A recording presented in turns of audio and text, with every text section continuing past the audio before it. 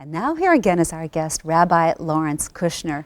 Rabbi Kushner, your intriguing metaphor of the computer game for the game of life implies an underlying connectedness of all things. And the trick, you say, is to discern the presence of the Creator or divine mystery. That's got to be about a revelatory experience. Well, not always. I mean, it feels like a revelatory experience, but I don't want our viewers to get the idea that you hear Handel's Hallelujah Chorus sung by the Mormon Tabernacle.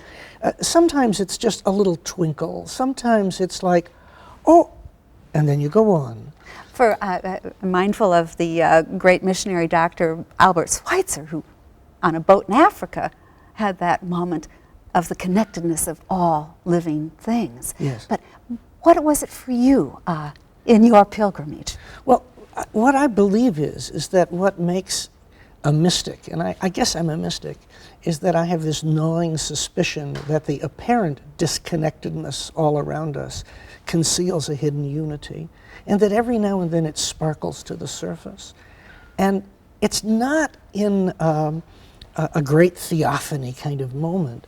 It's more like you notice the sunlight in a different way, or the smile on a child's face, or, God forbid, sometimes in a moment of great sadness, but you're aware that there's something more. Must ask you about your new book, Jewish Spirituality, an introduction, a brief introduction for Christians, as you say.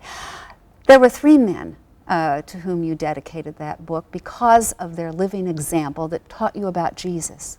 Share that with us. Well, what they each taught me in their own ways was that it's possible for God to be present in a human being. And that's something, at least that statement that far, is something that I, as a Jew, have no trouble making.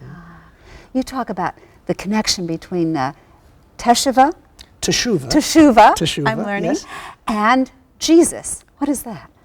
Well, it turns out that Jews have a concept that is remarkably similar to what many Christians talk about when they talk about Jesus.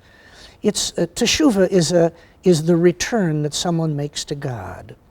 But not only is it the way that someone returns to God, but it's written into the very fabric of creation. So each Jew, each human being, has the capacity to return to God at any moment.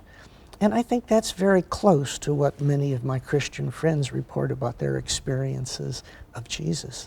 You also cite, of course, the great theologian, philosopher Martin Buber, the I-thou in Jewish spirituality,